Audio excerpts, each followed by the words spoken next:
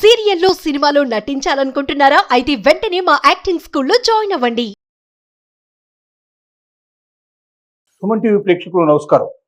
నేను మీ అనలిస్టు మందడి కృష్ణారెడ్డిని. వెండి రేట్లు ఒక 4-5 మాసాల క్రితం 4 లక్షలకు పైగా దానికి చేరువగా 1 కిలో వెండి లభ్యమయ్యే పరిస్థితి ఏర్పడింది. ఆ పెరుగుదల చూసిన తర్వాత దాదాపుగా 45-50% పెరిగిపోయింది రేటు. చాలా మంది ఊహించిన ఆలోచన ఏంటంటే ఇది తొందరలోనే 5 లక్షల కన్నా మించిపోతుంది 1 కిలో వెండి అని చెప్పి అందరూ ఊహించారు. కానీ ఇప్పుడు రేటు చూస్తే 2,40,000 నుంచి 2,60,000 మధ్యలో తచ్చాడుతూ ఉంది. 15,000 పెరగడం, 15,000 తగ్గడం, ఆ ఏరియాలోనే ప్రయాణం చేస్తోంది. అంటే ఆల్మోస్ట్ 80% దాదాపు తగ్గిపోయినట్టు లెక్క.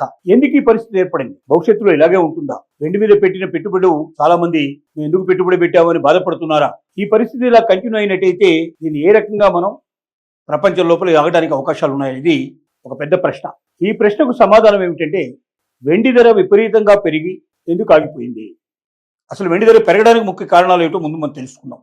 ఒకటి, వెండి ఆభరణాల కేసు కాదు. ఆభరణాలు వేసినట్లకు భగవంతుడికి సంబంధించినటువంటి అనేక రకాల ఆయనకి హారతి ఇవ్వడానికి కానీ లేకపోయినట్టయితే ఇంకా రకరకాలైనటువంటి పాత్రలు వెండితో తయారు చేస్తారు. ఇంట్లో పళ్ళాలు కానీ లేకపోతే రకరకాల ఆటలకి అయినట్టయితే గజ్జలు, గొలుసులు ఇలాంటివన్నీ కూడా చాలా చేయడానికి అవకాశాలు ఉన్నాయి.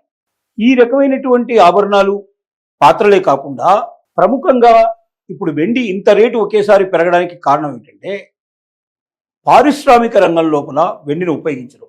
ముఖ్యంగా ఎలక్ట్రానిక్ వాహనాలు ఏవైతే ఉన్నాయో ఆ వాహనాల్లో ఒక్కొక్క వాహనంలో సుమారుగా 75 కిలోల నుంచి 100 కిలోల దాకా వెండిని ఉపయోగించడం అనేది ఒక ప్రముఖంగా జరిగిన విషయం.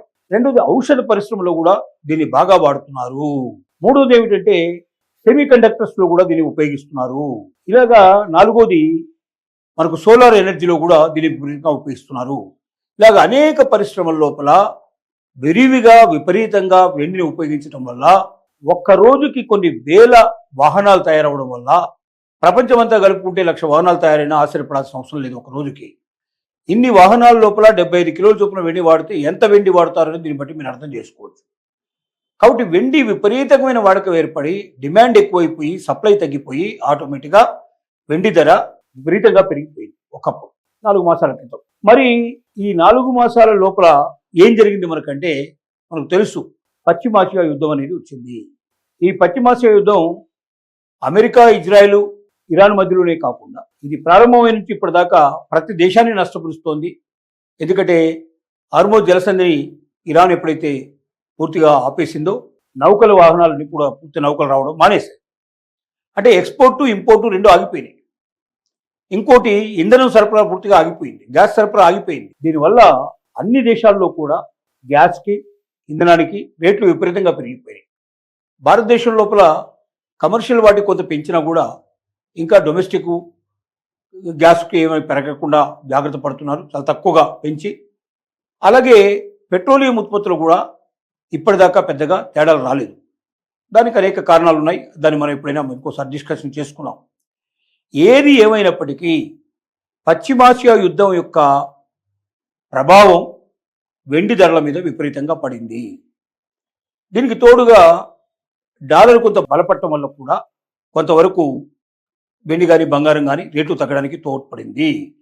మూడోది ఏమిటంటే చాలామంది 4 మాసాల క్రితం యుద్ధం రాకముందు వెండిలో విపరీతంగా పెట్టుబడులు పెట్టారు.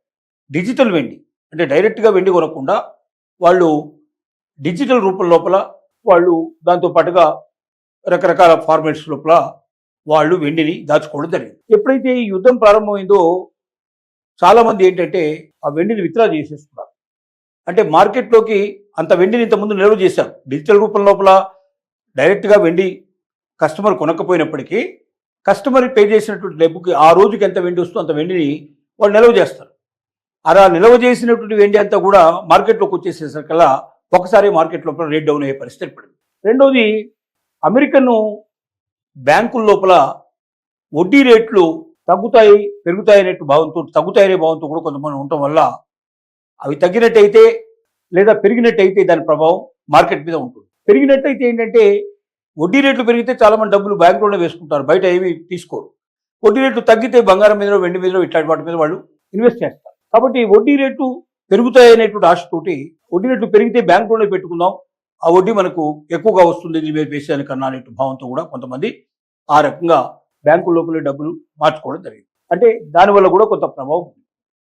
ఏది ఏమైనప్పటికీ వెండి రేట్లు తగ్గడానికి అనేక కారణాలు ఉన్నాయి. ఒక్కసారి యుద్ధం పూర్తిగా ఆగిపోయినట్టయితే, పూర్తిగా ఒప్పందాలు పూర్తయిపోయి ఇరాను అలాగే అమెరికా మరి ఇజ్రాయెల్ మధ్య ఉండేటువంటి యుద్ధం పూర్తిగా పోయి హార్ముజ్ జలసంధి ఓపెన్ అయిపోయి ఇంపోర్ట్స్ విపరీతంగా పెరిగిపోయినట్టయితే ఆటోమేటిక్గా వెండికి మళ్ళీ రేటు విపరీతంగా వస్తుంది. పోయిన రేట్ అంతా కూడా తిరిగి కవర్ అయిపోతుంది.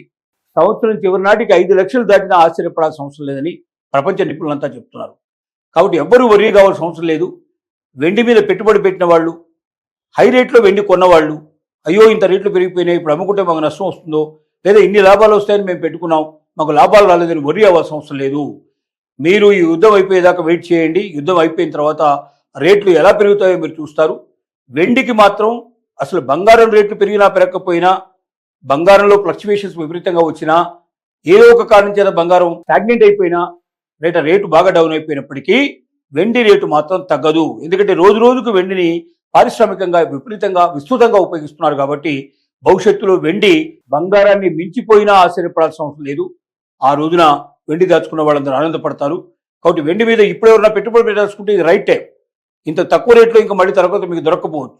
కాబట్టి ఇప్పుడు తగ్గినప్పుడే మీరు వెండి కొనుక్కొని మీరు పెట్టుకున్నట్టయితే తప్పనిసరిగా భవిష్యత్తులో వెండి విపరీతంగా పెరిగే అవకాశం ఉంది. ముఖ్యంగా మధ్యతరగతి వాళ్ళు, దిగువ మధ్యతరగతి వాళ్ళు, బంగారం కొనలేని వాళ్ళు వెండిని కొనుక్కోండి, తక్కువ రేట్లో మీకు వస్తుంది. దీన్ని బ్యాంకుల్లో కూడా పెట్టుకొని మీరు ఎప్పుడంటే అప్పుడు మీరు లోన్ తీసుకునే అవకాశం ఉంది. బంగారానికి ఏకైతే అవకాశాలు ఉన్నాయో, అలాగే ముత్తూట్ ఫైనాన్స్ లాంటి నాన్ బ్యాంకింగ్ ఫైనాన్స్ కంపెనీలు కూడా పెట్టుకొని మీరు తీసుకోవచ్చు. 5 నిమిషాల్లో మీరు దాన్ని తాకట్టు పెట్టి డబ్బులు తెచ్చుకునే అవకాశం ఉంది. కాబట్టి బంగారం కన్నా వెండి మీద ఎక్కువ నిల్వలు పెట్టండి, వరి అవ్వాల్సిన అవసరం లేదు. సంవత్సరం చివరికి 5 లక్షలకు తగ్గకుండా వెండి ఉంటుందని డంకా బజాయించి మొత్తం ప్రపంచ నిపుణులంతా చెప్తున్నారు. కాబట్టి వరి అవ్వాల్సిన అవసరం లేదని మరొకసారి మీకు సూచన చేస్తున్నాం.